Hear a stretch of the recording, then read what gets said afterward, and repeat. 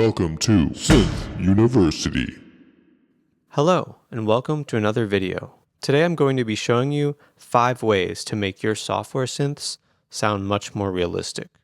Software synths are incredibly convenient options for playing and recording music, especially if you don't own a lot of other keyboards, but sometimes they can sound kind of dull and artificial. One of the main goals of this channel is to show you how to make great sounds using software synths, specifically plugins and synths that are already built in to the DAW that you're using. So today we're going to break down some ways to make your software synths sound more realistic and have a vibe and just overall sound more like the real thing. As always, if you're new to this channel, please be sure to hit that subscribe button below. I really appreciate it. So the first way to quickly incorporate some realism into your synth sounds is by adding reverb. And reverb is simply the concept of adding a space for your sound to resonate in. So for instance, reverb happens all the time. When you're in a cathedral, for instance, or some kind of large space, you can hear sounds like your voice reflecting off the walls. And for this first example, we're going to be using a lead synth sound in retro synth. And you can actually find all the sounds we're going to use today as part of my retro synth pack, which you can find linked in the description below.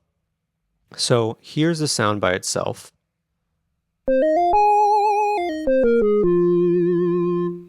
Sounds cool, but pretty dry. There are plenty of great plugins that emulate reverb, and the Space Designer plugin in Logic is a great place to get started. They have a ton of different presets and different types of reverbs. So we'll go to Reverb, Space Designer. Let's just go and try some examples. So in large spaces, I like to use, for instance, church tower. We'll take the wetness down a little bit. Listen to this.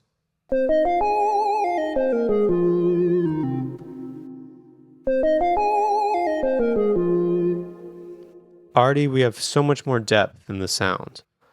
Let's also try a plate reverb, which is a different type of reverb. Let's go with big plate. Again, we'll take the wetness down a bit.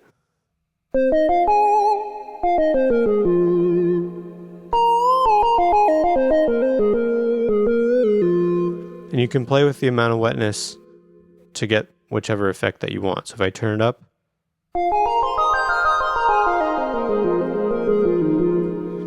really nice decay. We have some space for our sound. The second way that we can add realism is similar to reverb. There's also delay. With delay, we can also create more rhythmic control about how a sound decays. It's similar to reverb in that we can kind of create a space for the sound. Delays can also create some really cool effects, especially when paired with a reverb. So let's look at this marimba pluck sound. Here it is by itself.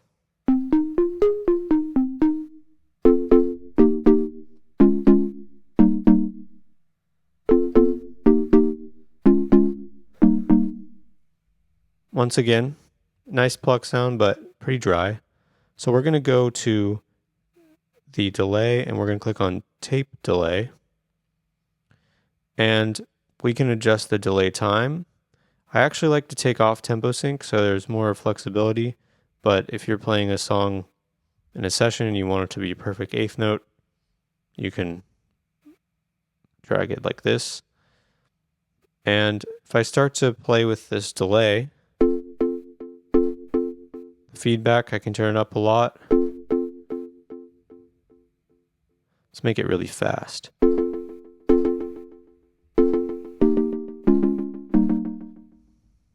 Again, we can play with the wetness. And we can also adjust the modulation of the delay, which can kind of make it a bit more psychedelic sounding, perhaps.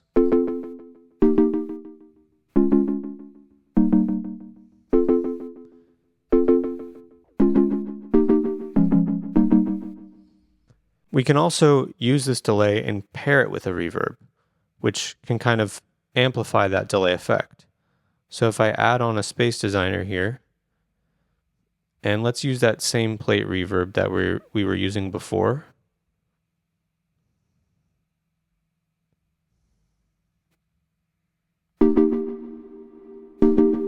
So now the delay is also going through the reverb. It's important to have the reverb after the delay in the signal chain.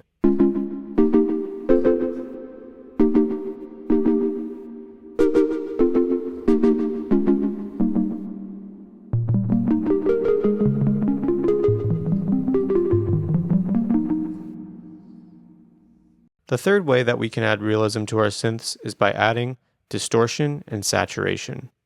It's really common for software synths to sound incredibly clean, and this is really not that realistic, especially when we think about how synthesizers are often being played through a speaker or an amplifier, or there's just something that's kind of coloring the sound. Even if it's just the actual physical components of a synthesizer, we don't really have that here when we're running things on our computer.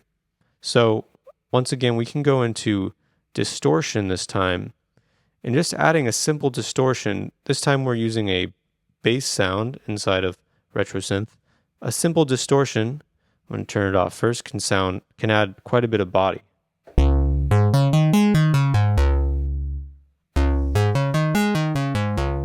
Let's just turn it on. I haven't even adjusted any of the settings. It's already giving it a much warmer sound. We can adjust the frequencies.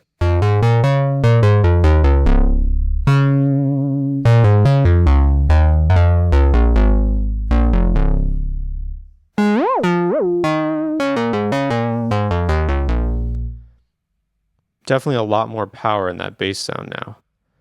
Additionally, we can also run things through, for instance, an amp modulator. Similarly, we can go into the amps and pedals section and click on Amp Designer. And one of the plugins that I like to use is I think it's the Vintage Blue Crunch. I'm going to turn this down also.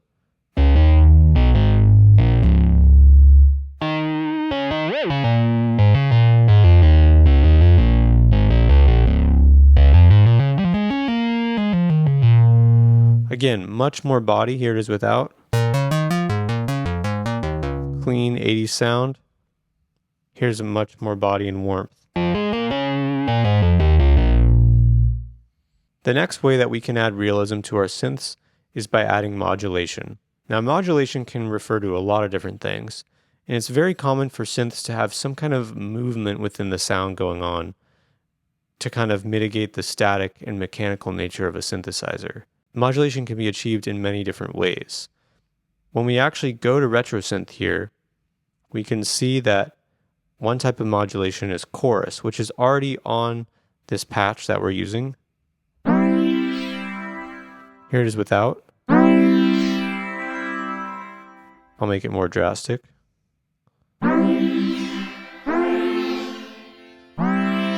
So the chorus is kind of very quickly modulating parts of the pitch in a way of kind of creating this more spacey sound. There's also a flanger.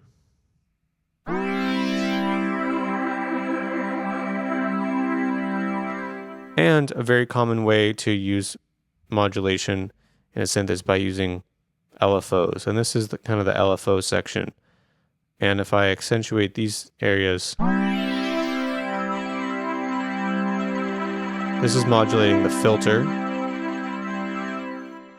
And there's also vibrato, modulating the pitch. In general, when you're playing with pads, it's really nice to have some kind of subtle movement that is kind of within the pad, just to keep things to have a more lifelike kind of quality to them. So if I go back to the original,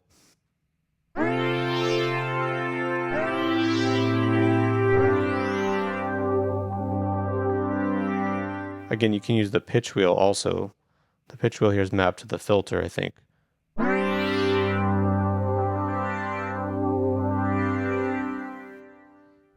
We can also add some other effects.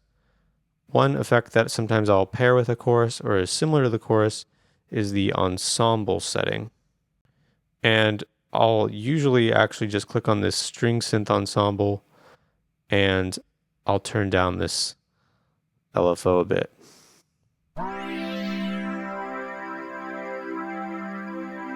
So here it is without.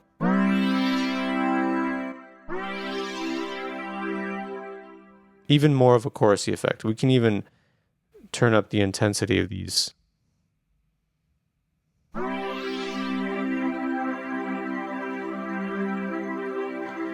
Just, again, adding more movement, kind of dynamics to especially pads can be really helpful. And last but not least, we have imaging.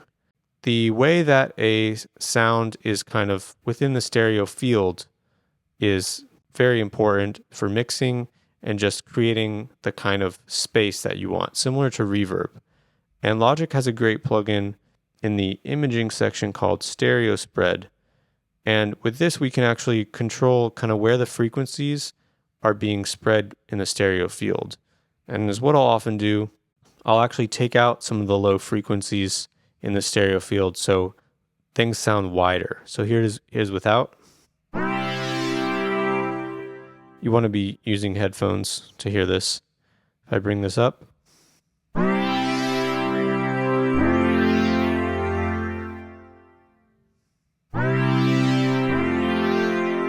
the sound is getting wider.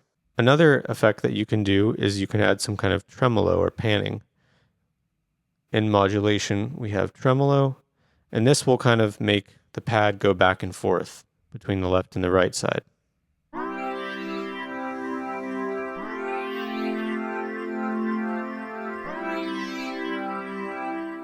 And we can adjust the amount of the depth of the tremolo and also the speed.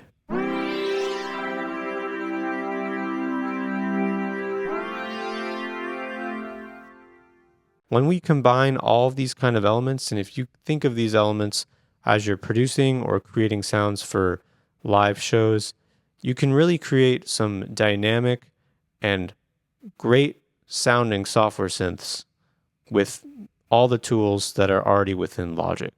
I also want to say that a bonus way to make your synths sound more realistic is simply just to play the parts. It's super easy, obviously, to program some MIDI and have the software synth just run through the MIDI. But when you actually play something, you're going to increase the realism tenfold. It's very common for people to actually send me demos and ask me to re-record synths that they program with MIDI because things sound too mechanical. So in my opinion, imperfections are important to music and how we relate to it, and I highly recommend actually playing your parts. Hopefully with these tools, you can make your software synths sound more realistic. Obviously, there's tons of ways and options for doing this. And if there's any ideas that you want to share, please feel free to comment below. And once again, if you liked the sounds that you heard in this video, you can actually download them as part of my Retro Synth Pack, which is linked in the description below. Thanks again for watching. I'll see you in the next video. Thanks for watching Synth University.